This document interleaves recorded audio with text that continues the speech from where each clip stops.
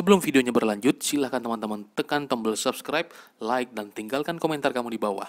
Kiranya video ini menjadi berkat bagi kita semua. God bless you. Di negeri ini, ya, golongan yang mengolok-olok agama ini mendapat tempat, Pak, ya, mendapat angin, ya. Seperti yang kita dengar kemarin ini, ada seorang yang dijuluki Buya, ya kan? Itu diundang oleh institusi penting, Pak, di negeri ini. Institusi yang mestinya mengayomi, melindungi masyarakat.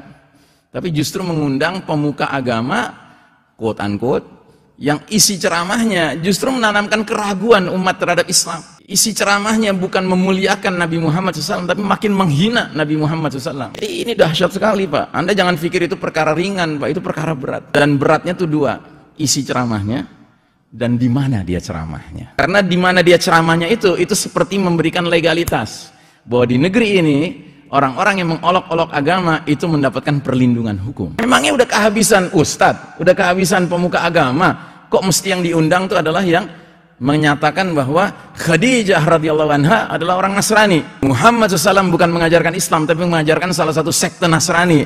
Nauzubillahi min dzalik. Ini mengerikan sekali, Pak. Apalagi ada kalimat dia yang sangat mengerikan. Dia bilang apa? Masa orang hanya dengan mengucap la ilaha illallah masuk surga? Padahal hadisnya sahih. Nabi nggak pernah berbohong. Ya. Nah, jadi saudara rahimakumullah, yang kayak gini ini nih, Pak, ini sudah loyalis iblis yang dahsyat sekali, Pak. Dia bisa merubah, ya, mengemas sedemikian rupa pakai ayat, pakai hadis gitu, ya. Tapi intinya justru melecehkan ayat, melecehkan hadis Nabi Muhammad Sallallahu Alaihi Wasallam, ya. Nah, kita sekali-kali tidak boleh tersihir oleh yang seperti ini, Pak. Jangan bilang Islam agama paling benar. Islam bukan agama paling benar, Pak. Islam adalah agama yang benar, ya. Kalau Anda mengatakan Islam agama paling benar, berarti Anda mengatakan agama lain juga benar, cuma kurang benar. Nggak boleh begitu, Pak. Kita harus mantap. Islam ini agama yang benar. Makanya ketika si Buya itu ceramah, apa salah satu ceramahnya dia bilang apa?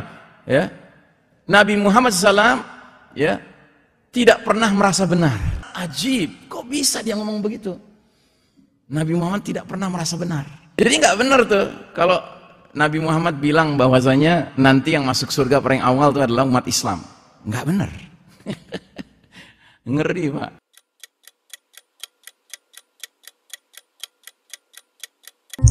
Kesimpulannya adalah nanti seperti ini. Apabila kita ingin menjadi orang yang benar, ingin belajar benar, satu persyaratannya, jangan pernah merasa benar.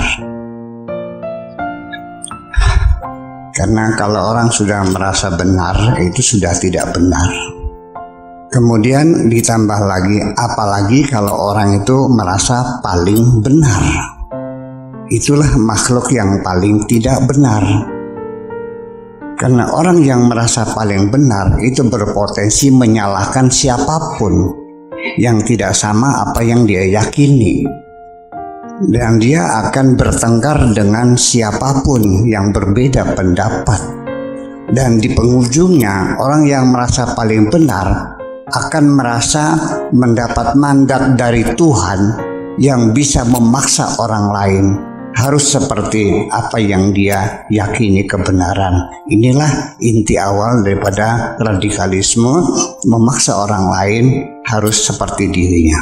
Tidak ada Tuhan yang menjadi majikan yang sesungguhnya kecuali Allah. Jadi bukan mengesahkan Tuhan hanya satu, ya, tetapi yang benar-benar majikan itu hanya Allah saja. Makanya untuk mempersatukan kita harus ada kesetaraan. Kesetaraannya itu ialah kita semua ini sifatnya hamba, majikan kita satu, yaitu Allah. Kita semua bekerja untuk Allah. Di alam dunia nggak ada majikan, nggak ada pembantu, semuanya adalah hamba Allah.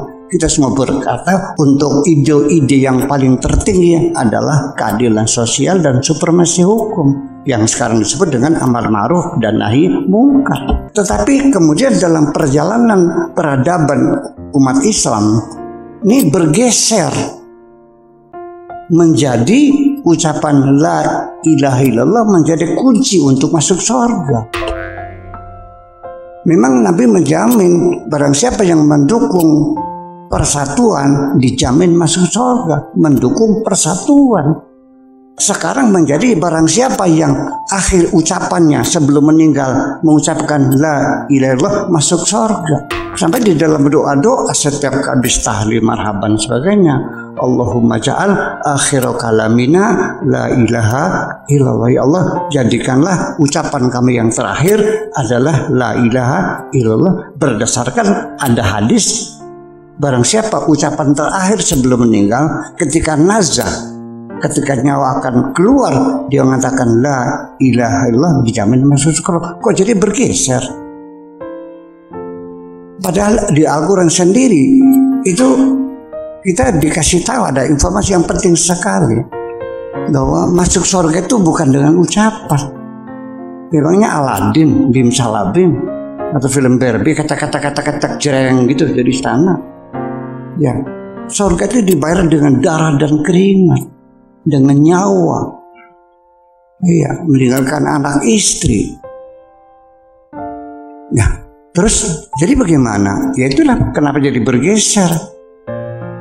Nah, makanya kita kembali lagi bahwa ucapan la ilaha illallah itu adalah simbol daripada kalimat tauhid. Ya, di dalam Al-Quran dikatakan bahwa masuk surga bukan dengan ucapan.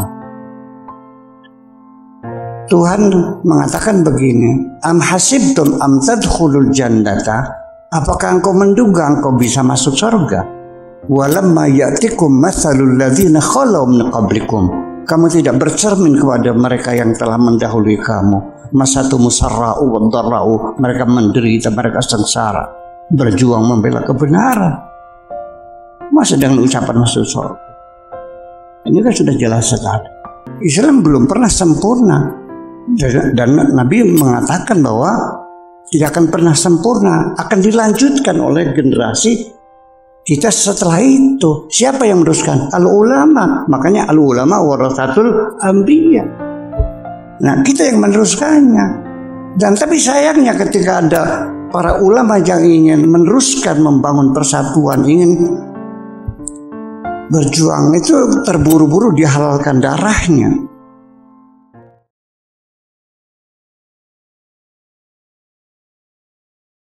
Silahkan teman-teman tekan tombol subscribe, like, dan tinggalkan komentar kamu di bawah. Kiranya video ini menjadi berkat bagi kita semua. God bless you.